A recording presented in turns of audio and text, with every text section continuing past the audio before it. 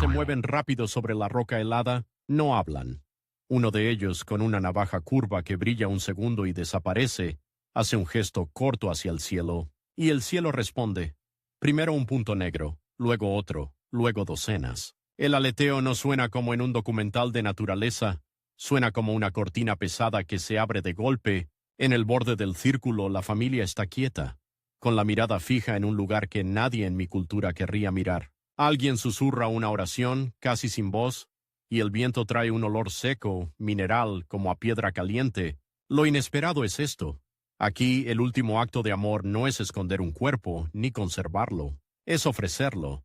¿Cómo puede una comunidad despedirse dejando que las aves se lleven a quien más quiso? Hoy vamos a entrar en esa lógica desde dentro. ¿Por qué nació? ¿Qué significa? ¿Qué sienten los vivos mientras el cielo recibe a los muertos? ¿Y por qué, pese a todo lo que se dice en Internet, este rito no es un espectáculo, sino una forma dura y coherente de compasión? En el Tíbet y en regiones tibetanas de Himalaya y mesetas cercanas, la muerte no siempre termina bajo tierra. En algunos lugares termina arriba. A este ritual se lo conoce en transliteración como Jator, a veces escrito Shaktor, literalmente dar limosna a las aves. En tibetano se asocia a una idea simple y desarmante.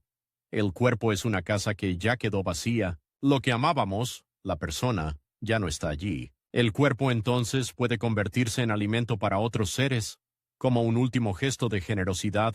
Pero antes de que aparezcan los buitres, hay un silencio largo en las casas. Cuando alguien muere, rara vez todo ocurre en el lugar del rito de inmediato. Primero está el interior, el hogar, la habitación, el fuego, la respiración que ya no vuelve. Los mayores marcan el ritmo porque en sociedades de altiplano la experiencia pesa. Se llama a monjes o a un lama del área si la familia puede. Se recitan textos, se pronuncian fórmulas que, según la tradición budista tibetana, acompañan a la conciencia en el bardo, ese entre Byamovinot Second, que no es vida ni es todavía el destino siguiente. No hay una única forma. La geografía tibetana es enorme, pero muchas comunidades comparten la idea de que el momento posterior a Bededonchatam, la muerte es delicado. Lo que se dice, lo que se hace, incluso lo que se piensa, puede sostener o perturbar. Aquí aparece un contraste que a un visitante le resulta casi insoportable. Por fuera el rito parece brutal, por dentro es un protocolo para evitar sufrimiento. La familia cuida de no convertir la muerte en un caos. En relatos etnográficos y en testimonios orales se repiten dos cosas. No se toca todo de cualquier modo, y no se habla como si ya fuera un objeto. Se trata al cuerpo con una mezcla de respeto y distancia, porque se considera que aún hay tránsito. A veces el cuerpo queda un tiempo en casa, un día, dos. Mientras se hacen oraciones, se organizan las decisiones y se espera el momento apropiado. En zonas frías el clima también manda. El suelo puede ser roca o permafrost. Cavar no es simple, y la madera para cremación puede ser escasa o valiosa. Ese detalle ecológico, tampoco místico, está siempre debajo del mito. En la meseta la naturaleza impone costos, y cuando la familia decide el rito de exposición, hay una figura que casi nunca aparece en los titulares sensacionalistas. Los especialistas. Se les llama Rogyapa, también aparece como Ragyapa, algo así como los que trabajan con los restos. Son hombres, tradicionalmente, que conocen el lugar, los tiempos, las señales del viento y los límites comunitarios. A veces viven en los bordes simbólicos de la sociedad, necesarios, respetados por su función, pero también envueltos en tabú. No cualquiera toma ese rol, y no cualquiera lo mira sin prejuicio. Y sin embargo, cuando llega el día, son ellos quienes cargan el peso que la familia no tiene por qué cargar, porque el rito no es la familia alimentando aves. En muchas regiones la familia no realiza la parte física. La familia acompaña, sostiene, reza. Los Rogyapa hacen el resto. El lugar suele estar apartado, una loma pedregosa, un claro alto, un espacio que en algunos sitios se llama durtro, campo de cadáveres. Un término que ya te golpea con su honestidad. No es un anfiteatro para turistas. Es un sitio funcional, a veces marcado por piedras, banderas de oración o señales discretas. Allí, temprano, antes de que el sol caliente, la escena se organiza casi como un trabajo de precisión, como cámara de vigilancia, paso a paso, sin morbo. Se llega en silencio. Los movimientos son prácticos, sin dramatización. Los especialistas delimitan el área, se cuida que no haya animales domésticos cerca. Puede haber un monje que recita o alguien de la familia que murmura mantras. A veces basta con la intención. La oración está hecha desde antes, en la casa. Los Rogyapa preparan herramientas, cuchillos, hachas pequeñas, piedras planas. También aparece en algunos relatos la tsampa, harina de cebada tostada, o té, no como ingrediente, sino como parte del mundo cotidiano que no se detiene. Se espera a los buitres. Y aquí viene el primer giro emocional que casi nadie cuenta bien. Los buitres no son monstruos en esta historia. Son parte de una cosmología de interdependencia. Si llegan, si comen con rapidez, si cumplen, eso puede interpretarse como señal favorable. El acto se ha completado, el ofrecimiento ha sido aceptado, el tránsito sigue su curso. Si no llegan, si dudan, si se dispersan, eso puede inquietar, no necesariamente como castigo, sino como perturbación del orden. Algo no encaja, algo quedó pendiente, quizá la familia necesita más oraciones, quizá el momento no era el adecuado. En un mundo donde la vida depende de leer el clima, la conducta animal también se vuelve lenguaje. ¿Te imaginas lo que se siente estar ahí, mirando un cielo que parece decidir el destino simbólico de tu padre, tu hermana, tu hijo? Los especialistas entonces actúan con rapidez, no porque no respeten, sino porque el respeto también es evitar prolongar. Muchas descripciones coinciden en que no se busca alargar el acto, se busca cumplirlo. El cuerpo se dispone de un modo que no voy a convertir en manual, y no debe serlo. Pero la lógica general es esta: hacer posible que los buitres consuman lo que en esa visión del mundo ya no necesita permanecer. En algunos testimonios, los Rogyapa protegen a la familia del detalle. Piden que se sitúen a cierta distancia, o detrás de una piedra, o en un punto donde el viento no traiga todo. No es esconder, es cuidar. Hay comunidades donde se considera que mirar demasiado puede alterar la mente del doliente. En otras, mirar es parte del enfrentamiento con la impermanencia. No hay una única regla. Lo que sí aparece una y otra vez es la idea de disciplina emocional. El dolor existe, pero no debe convertirse en desorden que agarre a quien se va. Y aquí entra la pregunta que nos sigue como sombra: ¿por qué hacer esto en absoluto? Una respuesta es religiosa. En el budismo tibetano, la compasión no es un sentimiento suave, es una práctica que se entrena contra el apego. El cuerpo desde esa perspectiva no es la persona, es un conjunto de elementos que se disuelve. En esa disolución, ofrecerlo como alimento se considera un acto de dana, generosidad, llevado al extremo final. Incluso cuando ya no puedes dar nada, tu cuerpo puede dar. En algunos relatos se vincula con prácticas meditativas sobre la muerte y la impermanencia, ver cómo todo cambia, cómo todo vuelve a la cadena de vida. Pero hay otra respuesta, igual de poderosa, que es histórica y ambiental. En altiplanos donde la tierra es piedra, la madera es recurso escaso, y el invierno endurece todo, la logística de enterrar o cremar no es solo tradición, es economía, ecología, supervivencia. Algunos investigadores han planteado que el rito se consolidó porque resolvía un problema real.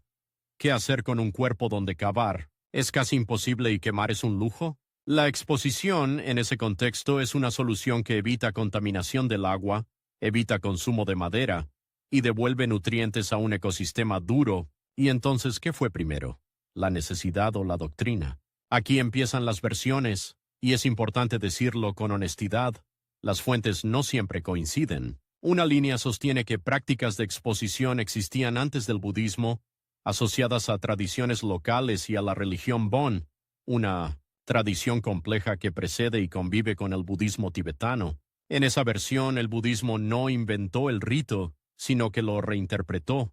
Lo envolvió de méritos, mantras, bardo, compasión. Otra línea sostiene que el rito, tal como se conoce hoy, con especialistas, con lecturas específicas, con lugares consagrados, se volvió más sistemático con la expansión de instituciones monásticas y con una ética budista muy concreta sobre el desapego. Y lo más probable, como suele pasar en antropología, es que ambas cosas sean parcialmente ciertas.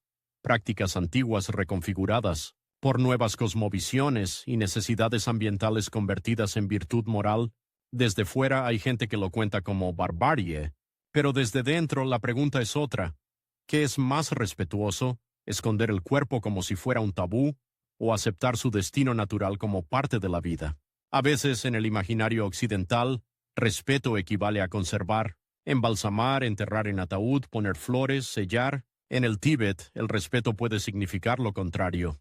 No aferrarse, dejar que lo material se disuelva rápido para que lo no material, como quiera que lo entiendas, siga. Y aún así, no idealicemos, no todo es serenidad.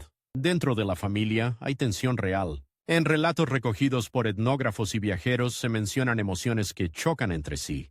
Orgullo por cumplir correctamente, miedo a hacer algo mal, vergüenza ante la idea de que otros miren, presión de los mayores para sostener la tradición, y en casos modernos, la incomodidad de los jóvenes que han estudiado en ciudades y sienten el peso de dos mundos. Hay familias que discuten, unos quieren cremación, otros exposición, unos temen el qué dirán, otros temen perder mérito o romper el hilo comunitario. Y aquí va uno de esos detalles que casi nadie menciona: el dinero. Aunque el rito se presente como natural y espiritual, en muchos lugares implica pagos u ofrendas.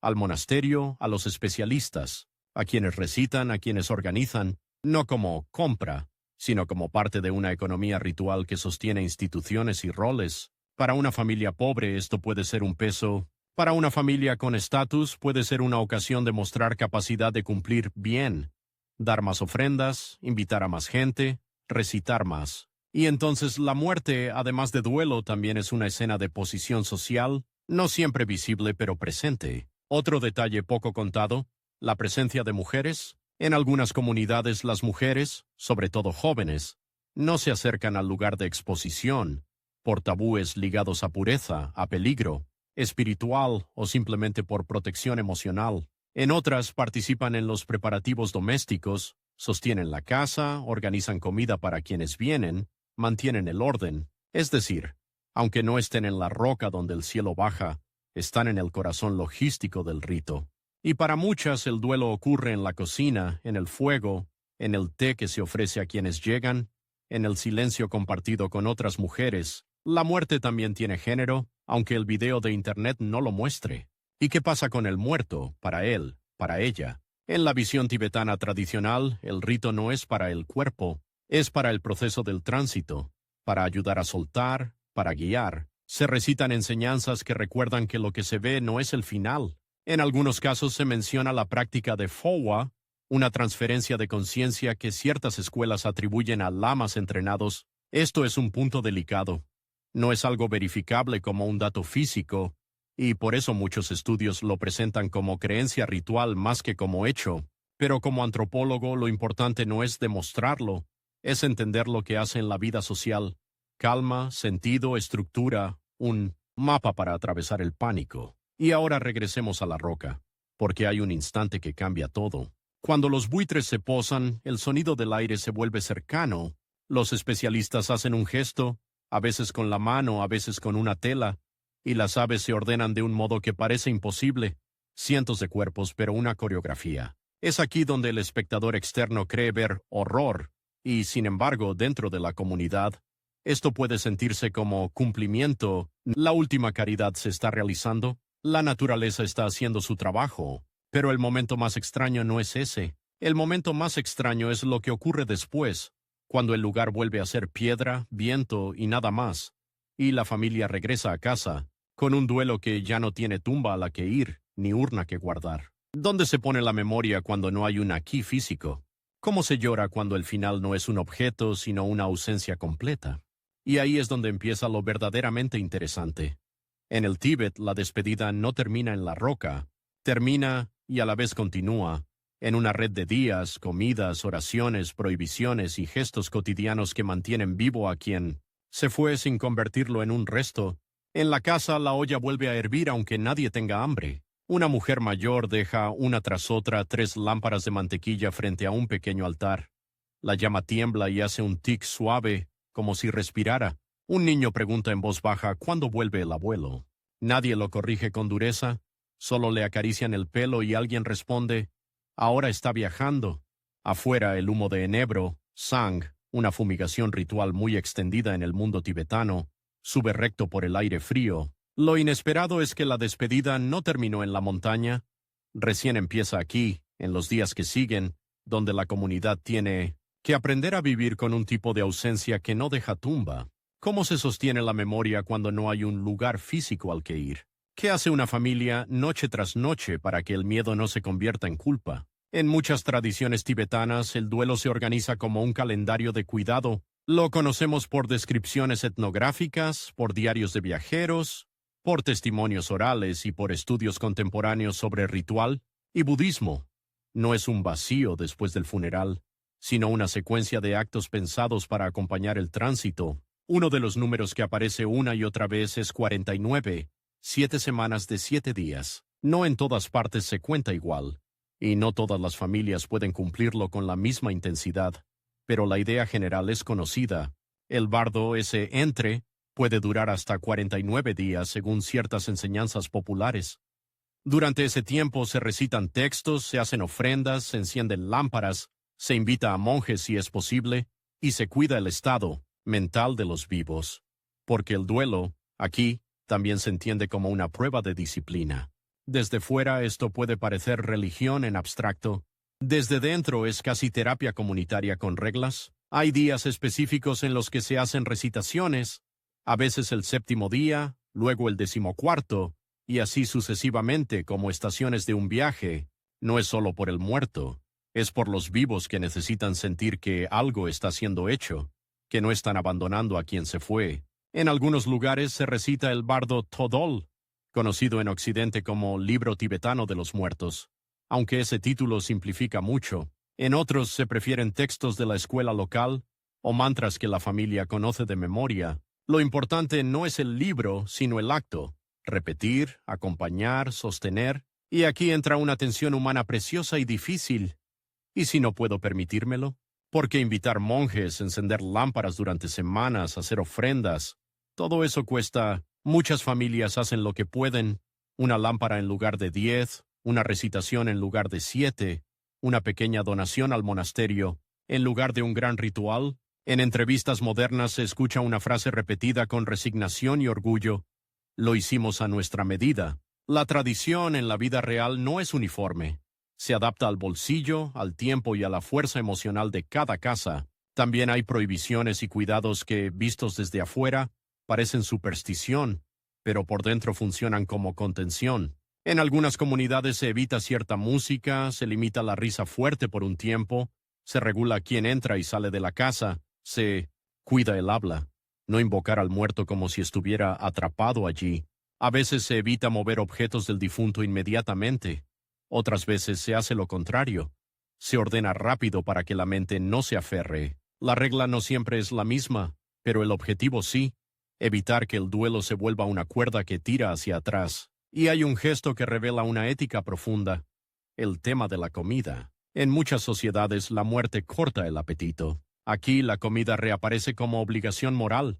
Alimentar a quienes vienen, dar té, ofrecer algo a monjes o vecinos, compartir. No porque sea un banquete feliz, sino porque una casa en duelo sigue siendo parte de una red. Para el visitante puede resultar chocante ver una mesa servida cuando el corazón está roto. Para la comunidad es exactamente al revés. Si nadie come, si nadie ofrece, el dolor se vuelve aislamiento, y el aislamiento puede ser peligroso. Ahora, volvamos un momento a esa pregunta incómoda. Si no hay tumba, ¿dónde se posa la memoria? Una respuesta son los objetos sagrados pequeños que reemplazan al monumento. En zonas tibetanas se hacen a veces tsa-tsa, pequeñas figuras o placas de arcilla, a menudo con imágenes de budas o estupas, que se moldean como acto meritorio. No es un retrato del muerto, sino un gesto, transformar el duelo en mérito. También se levantan banderas de oración, se pintan o tallan mantras, se renuevan mani, inscripciones del mantra Om Mani Padme Hum, en piedras o muros. No siempre está ligado a una persona específica, pero en la práctica familiar sí lo está.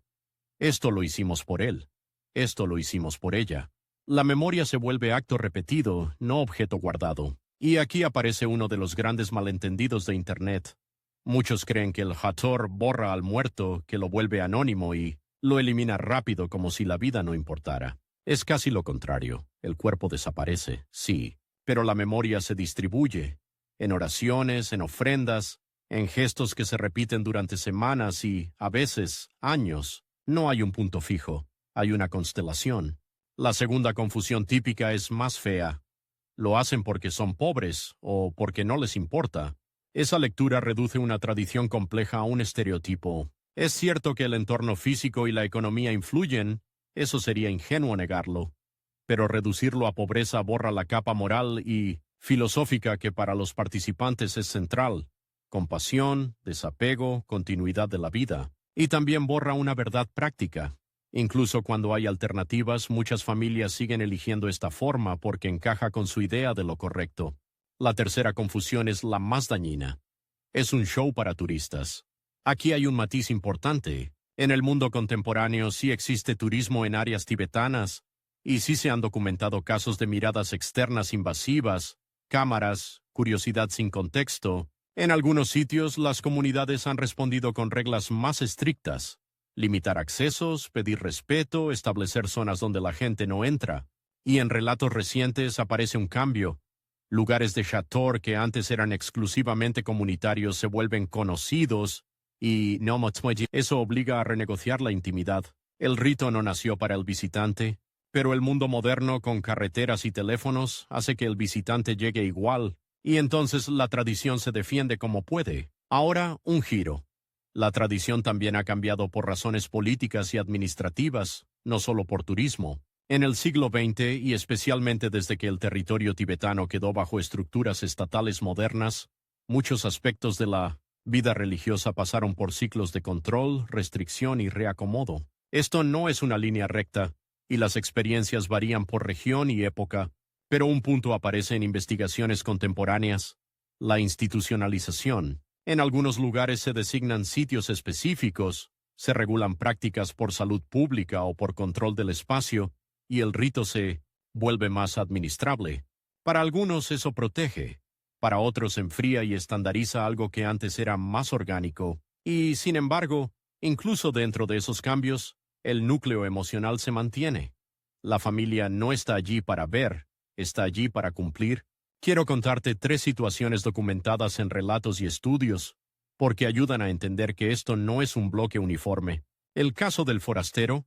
Hay descripciones de viajeros tibetanos o de pastores que mueren lejos de su comunidad. A veces el cuerpo no puede ser llevado al lugar ritual habitual por distancia o clima. En esos casos se recurre a soluciones locales: cremación si hay leña, entierro si el suelo lo permite, o un rito alternativo con recitaciones donde el cuerpo queda en un sitio menos consagrado. Esto muestra algo crucial. El ideal existe, pero la vida manda, y la tradición tiene elasticidad.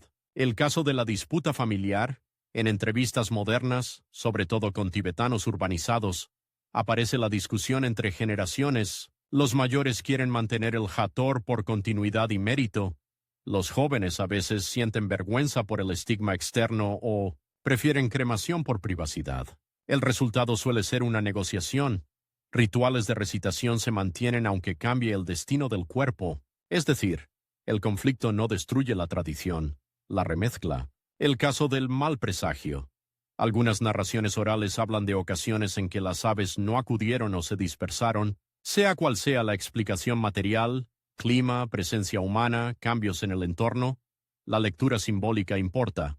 La familia se inquieta, se intensifican oraciones, se consulta a un lama, se hacen ofrendas adicionales. No es que el muerto fue rechazado, es que el evento se vive como señal de desorden, y la comunidad responde con más cuidado. ¿Ves el patrón? La práctica no es una película fija. Es un sistema vivo que reacciona a problemas reales: distancia, vergüenza, incertidumbre, miedo. Y ahora, para entender por qué sigue existiendo, hay que mirar de frente a algo que no se dice en voz alta. El miedo a la muerte no desaparece por ser budista. A veces desde afuera se idealiza. Ellos aceptan la muerte, pero dentro hay temblores, dudas, noches largas. Lo que cambia no es que no haya miedo, sino que el miedo tiene un guión. Hay palabras permitidas, palabras prohibidas, gente que sabe qué hacer, tiempos que ordenan la angustia. La comunidad ofrece una estructura para que el individuo no se ahogue en su propia cabeza. Y aquí llega otro contraste. Lo que parece cruel, exponer el cuerpo, Puede para algunos dolientes ser también una manera de evitar una obsesión. Si hay tumba, puedes volver una y otra vez y quedarte allí. Si hay urna, puedes convertirla en amarre. En esta lógica, la ausencia física obliga a una forma distinta de recordar. Menos posesiva, más ritual, más comunitaria, pero no siempre es fácil. Hay historias, en registros etnográficos y testimonios, de personas que sueñan con el difunto, que sienten culpa, que se preguntan si hicieron suficiente. Por eso el duelo no es solo el día del rito, es el calendario entero de actos que dicen, en voz baja, te acompañamos y también nos acompañamos. Y en medio de todo esto hay un último detalle casi invisible. La relación con los animales no es sentimental, es ética. Los buitres en algunos relatos son llamados con un respeto particular. No se los domestica, no se los premia como mascota. Se reconoce su función. Y en tiempos recientes, cuando en varias regiones del mundo las poblaciones de buitres han sufrido por venenos, cambios ambientales o opresión humana, algunas comunidades tibetanas han tenido que enfrentar una paradoja dolorosa. Si las aves escasean, el rito se complica, no porque necesiten un espectáculo, sino porque se rompe una pieza de su sistema simbólico y ecológico, y justo aquí se abre la puerta a lo que casi nadie cuenta sin caer en clichés. Lo que parece un rito sobre muerte es, en realidad, un rito sobre interdependencia. El cuerpo alimenta, la comunidad sostiene, las oraciones conectan, el paisaje impone, la memoria circula. Ahora bien, aún nos falta entrar en el corazón histórico y en la polémica moderna. ¿De dónde viene exactamente este rito? ¿Cómo lo narran los propios tibetanos? ¿Qué dicen los registros antiguos? ¿Qué dicen los críticos? ¿Y por qué hoy es campo de batalla entre identidad, religión, ciencia y mirada externa? Porque el siguiente giro es fuerte. Hay momentos en que el Chator fue interpretado como atraso por poderes externos, y momentos en que fue reivindicado como símbolo de dignidad cultural. Y esa pelea no solo ocurre en libros, ocurre en familias reales, con muertos reales. Los primeros pasos de la mañana crujen sobre la escarcha, un anciano se detiene frente a un muro de piedras grabadas con mantras, un maniwal, y en lugar de llorar, da una vuelta completa, alrededor, despacio, como si estuviera midiendo el mundo con el cuerpo. No trae flores. Trae una bolsita de harina tostada y un puñado de ramitas secas para el humo. Y entonces dice algo que para muchos de nosotros suena imposible en un día así. Que esto sirva. Lo inesperado es que aquí la muerte no se narra solo como pérdida, sino como un acto que todavía puede hacer bien. Pero ¿de dónde salió esa idea? ¿Quién la escribió primero? ¿Quién la vivió primero? ¿Y cómo cambió cuando llegaron misioneros, administraciones estatales, cámaras, carreteras y esa mirada moderna que exige explicaciones higiénicas para todo? Si buscas un origen único del Chator no lo vas a encontrar. Y ese es el primer dato honesto. El rito que hoy llamamos entierro celeste es el resultado de capas superpuestas. Lo sabemos por distintas clases de fuentes que a veces se contradicen: relatos de monasterios, memorias de viajeros, notas de funcionarios, fotografías antiguas, entrevistas contemporáneas y, sobre todo, la transmisión oral que no se escribe pero se repite. Hay al menos dos grandes maneras de contarlo. La primera versión, muy presente en lecturas históricas, dice: esto es en parte ecología hecha ritual. Mesetas altas, suelo duro, leña escasa, inviernos largos. La exposición habría sido una solución práctica que luego fue moralizada. Lo que empezó como necesidad se convirtió en mérito. Esta versión suele apoyarse en observaciones comparativas. Pueblos de alta montaña en distintas partes del mundo han recurrido a la exposición cuando enterrar o quemar era difícil. En esa lectura, el Chator sería una respuesta coherente al territorio. La segunda versión, más desde adentro en términos religiosos, dice: no es solo necesidad, es doctrina y entrenamiento mental.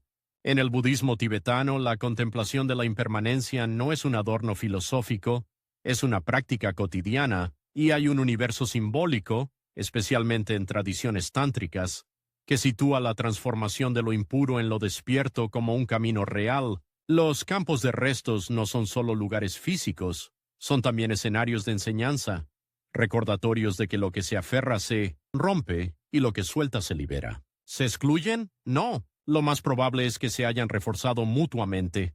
La montaña empujó una solución y la religión le dio lenguaje, dignidad y sentido. Pero hay una tercera capa que suele aparecer en discusiones académicas: la relación con tradiciones prebudistas, incluida la religión, Bön y prácticas locales anteriores a la consolidación monástica. Aquí las fuentes son más disputadas, porque lo que había antes muchas veces se reconstruye desde textos posteriores. Algunos sostienen que formas de exposición existían ya y fueron reinterpretadas. Otros creen que el sistema se estructuró realmente con el budismo institucional. Lo importante para nuestro relato no es quién ganó la discusión, sino entender qué hace esa discusión en el presente. Para muchas comunidades, afirmar un origen antiguo puede ser una manera de decir: no somos una rareza, somos continuidad. Y entonces llega la pregunta incómoda: ¿cómo miró esto el mundo exterior cuando empezó a describirlo? Los primeros observadores no tibetanos, misioneros, exploradores, funcionarios, a menudo escribieron con el lenguaje de su época. Extraño, cruel, primitivo, es un patrón colonial conocido.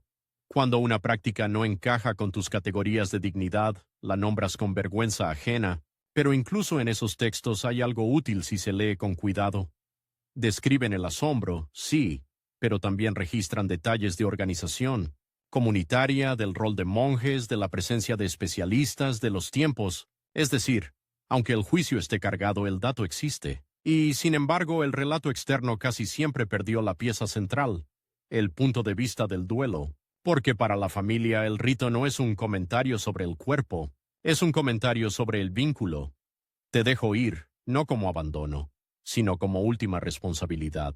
Ahora saltemos al siglo XX, donde el rito deja de ser solo tradición y se convierte en territorio de disputa. En distintos periodos y regiones, las instituciones religiosas y las prácticas asociadas a la muerte atravesaron presiones, campañas, políticas, controles sobre monasterios, reconfiguración de la vida comunitaria, no en todos lados igual, no en un solo momento, no con una única intensidad, pero sí con un efecto común. Cuando el Estado moderno intenta ordenar el territorio, también intenta ordenar la muerte. En ciertos momentos se favorecieron prácticas que parecían más modernas o higiénicas. En otros se regularon lugares específicos para limitar el acceso o el desorden. Hay registros contemporáneos que hablan de sitios designados y de intentos de impedir que se conviertan en foco de turismo o de conflicto. Y aquí ocurre algo paradójico. La regulación a veces protege la intimidad comunitaria y a veces la vuelve más frágil, porque transforma un rito flexible en un trámite vigilado. Lo que sí se repite en testimonios modernos es una sensación. La mirada externa pesa. Pesa cuando llega con cámara. Pesa cuando llega con burla. Pesa cuando llega con preguntas inocentes que en realidad son acusaciones. Y pesa cuando llega con esa curiosidad que quiere verlo una vez, como quien colecciona experiencias. Muchas comunidades han reaccionado con límites. No se filma, no se entra, no se transforma el duelo en consumo. Cuando esos límites no se respetan, el rito se vuelve aún más tenso para los familiares. No solo están despidiendo, también están defendiendo. Y aquí va un twist que suele romper la idea del espectador. En muchos casos, la parte más dura no es lo que tú crees ver, sino lo que la familia no quiere que el mundo convierta en espectáculo. El dolor no es solo personal, es político. Otra cosa que cambió con el tiempo es la relación entre ritual y medicina. Con la expansión de hospitales, certificados, procedimientos legales, la muerte se desplazó a espacios distintos. Algunas familias tibetanas urbanas se encuentran con una pregunta nueva: ¿qué es aceptable en la ciudad? En ciertas áreas, la cremación se vuelve más frecuente por infraestructura y por privacidad. En otras, el yator sigue, pero el recorrido se adapta. El cuerpo pasa por instituciones modernas antes de volver al paisaje ritual. Eso genera debates internos. ¿Se pierde mérito si el proceso se medicaliza? ¿Se pierde intimidad? ¿Se gana seguridad? La tradición, otra vez, no es un bloque, es negociación. Ahora, para entender la diversidad tibetana, miremos un contraste que ayuda mucho. No todo el mundo tibetano hace lo mismo con los muertos. En algunas regiones la cremación tiene un estatus especial, sobre todo para figuras religiosas importantes o en contextos donde la madera está disponible o el prestigio lo exige. En otros lugares se prefiere el entierro cuando el terreno lo permite y cuando la comunidad considera que es lo más apropiado para esa persona. Incluso dentro del imaginario tibetano hay jerarquías rituales. no porque una sea mejor moralmente, sino porque cada una encaja, con condiciones sociales, recursos y lecturas religiosas locales, y en zonas vecinas del Himalaya el contraste puede ser radical. Comunidades que comparten idioma o comercio con tibetanos pueden optar por entierro o cremación como norma, mientras el yator aparece como algo de otro valle. Ese contraste es importante porque destruye el mito de que los tibetanos hacen X, como si fuera un solo pueblo homogéneo. No lo es. Hablemos ahora de otro mito que circula mucho. Esto es un castigo, o lo hacen con delincuentes. En la práctica, el yator no se entiende como castigo, sino como rito para la mayoría en ciertos lugares. Dicho esto, en muchas sociedades existen excepciones rituales para muertes consideradas difíciles, accidentes, ciertas enfermedades, a muertes fuera de norma. Pero esas categorías varían, y no conviene convertirlas en ley universal. Cuando se habla de tabú en torno a ciertas muertes, se está hablando de manejo comunitario del miedo, no de una lista fija de pecadores. Internet adora las listas. La vida real no funciona así. Otro mito. ¿Los buitres son sagrados como dioses? No exactamente.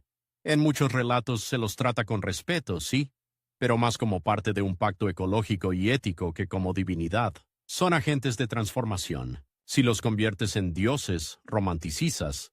Si los conviertes en monstruos, demonizas. En el centro hay algo más austero. Necesidad, compasión, continuidad. Y ahora, un detalle raro que casi nadie cuenta porque no queda bien ni en el romanticismo ni en el morbo. El trabajo emocional de los especialistas. Los Rokyapa no solo hacen un trabajo físico, cargan con la sombra social del contacto con la muerte. En algunas regiones se los necesita y se los respeta, pero también se los mantiene en los márgenes de ciertas interacciones, y eso produce un tipo de soledad ritual, ser imprescindible y al mismo tiempo ser de otro lado. Hay testimonios de aprendizaje por observación, de transmisión dentro de familias o redes de oficio. No es algo que se anuncia con orgullo en un cartel. Es un saber situado, discreto y muchas veces protegido por silencio. Ese silencio no es oscuridad, es cuidado. También hay una dimensión de honor que rara vez se dice en voz alta.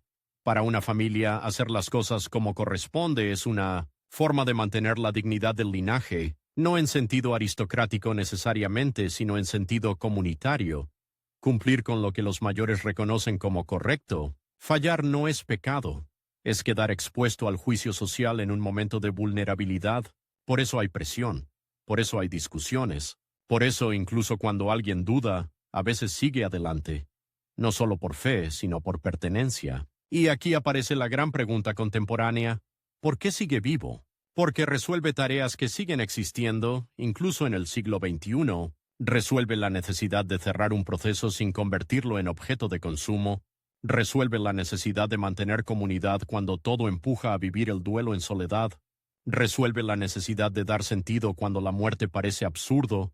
Resuelve la necesidad de regular el miedo con un guión compartido. Y para muchos resuelve una idea moral potente. Si la vida me fue dada, también puedo devolver algo al final. Pero nada de esto evita la crítica interna y externa. Hay tibetanos que cuestionan el rito por razones de privacidad, por trauma, por presión social o por la experiencia urbana. Hay discursos modernos que lo quieren sanitizar hasta volverlo irreconocible. Hay miradas científicas que lo reducen a método de disposición de cadáveres. Y hay defensas identitarias que lo congelan en una postal, como si la tradición no pudiera cambiar sin traicionarse. ¿Dónde queda la gente común, la que solo quiere despedir a su madre en paz? Queda en el medio, haciendo lo que las sociedades siempre han hecho con la muerte. Negociar entre lo que se cree, lo que se puede, lo que se debe y lo que se siente. Y ahora, para la última vuelta de este viaje, quiero llevarte de regreso a una escena concreta, pero desde un ángulo que aún no tocamos. ¿Qué recibe el participante vivo al final de todo esto? No hablo de premios mágicos, hablo de algo más humano. El cambio de estatus, la sensación de haber cumplido, el peso que cae del pecho, o a veces la culpa que queda.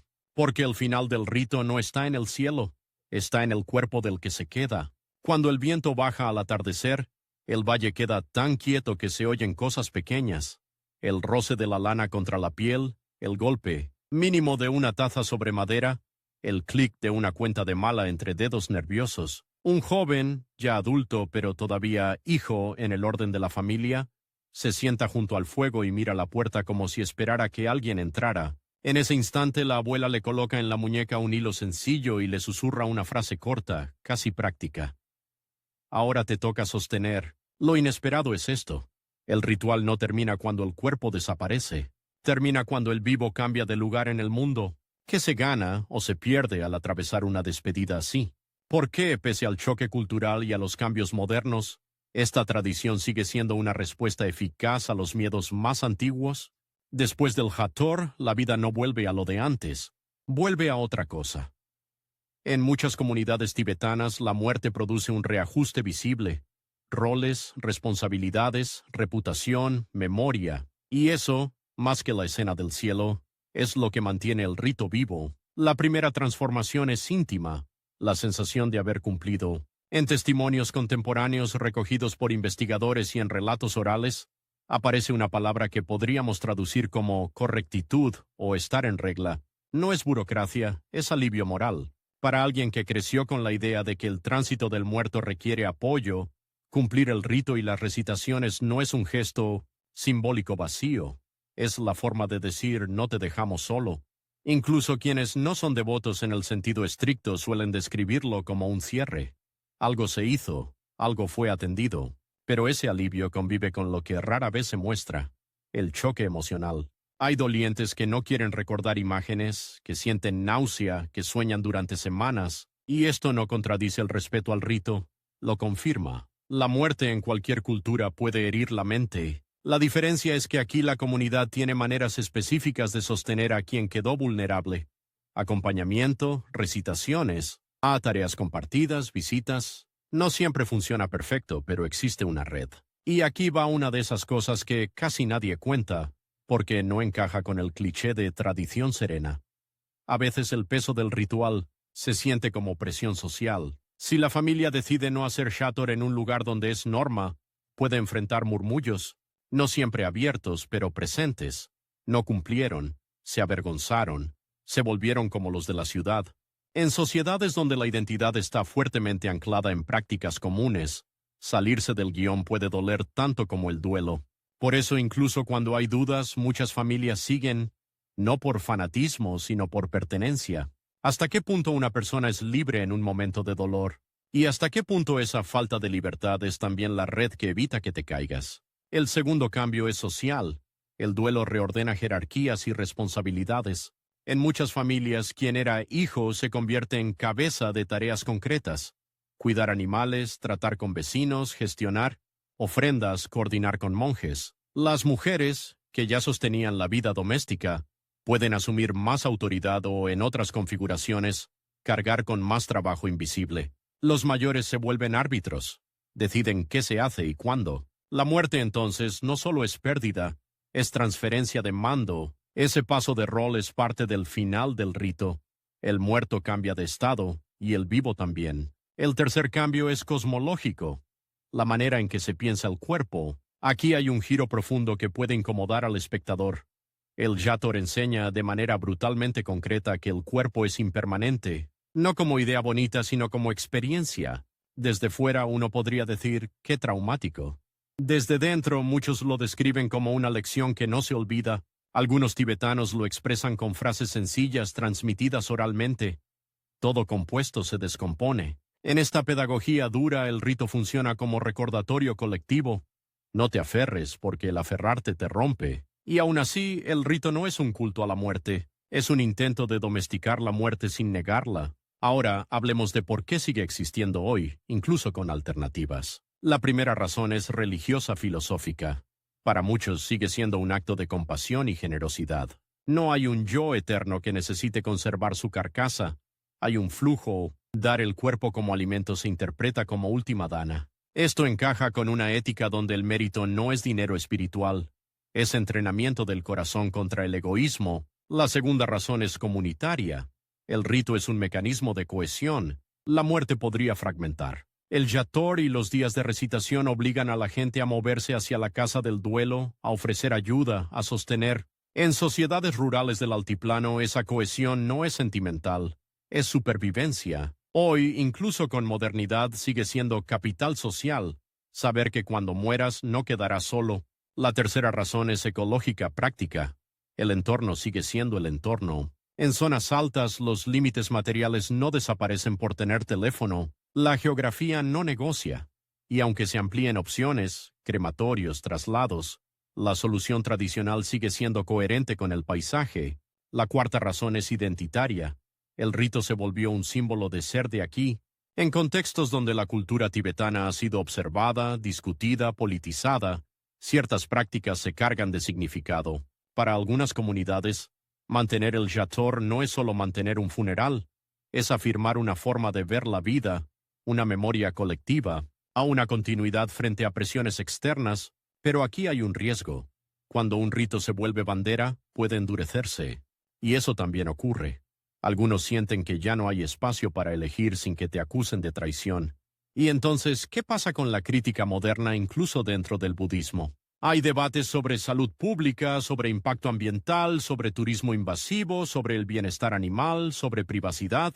También hay voces que piden más acompañamiento psicológico para dolientes, porque la disciplina ritual no siempre basta. Estas discusiones existen y son reales. En algunos lugares la respuesta ha sido cerrar más los sitios, establecer normas comunitarias, o reforzar la enseñanza de que el rito no se mira, se respeta.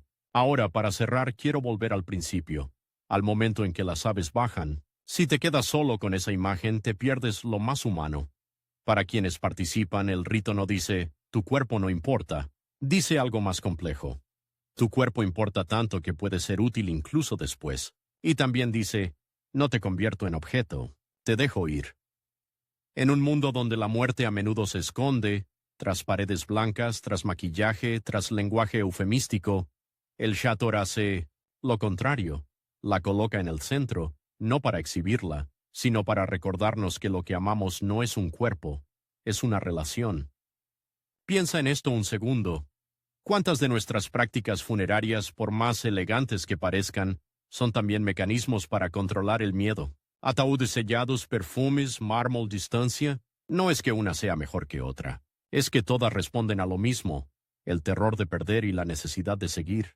En el Tíbet, esa respuesta toma la forma de un último regalo, devolver al mundo lo que el mundo prestó, y al hacerlo la comunidad se mira a sí misma y repite, sin decirlo en voz alta, nadie se va solo. La última imagen no es el cielo, es una mano sobre otra mano, en la cocina, mientras el té humea. La muerte pasó por la montaña, sí, pero el sentido quedó aquí, entre los vivos, en la obligación de cuidar, en la memoria convertida, en acto y en la idea, tan simple y tan difícil, de que amar también es soltar. Porque al final el rito no alimenta a las aves, alimenta la posibilidad de seguir viviendo sin negar que todo termina.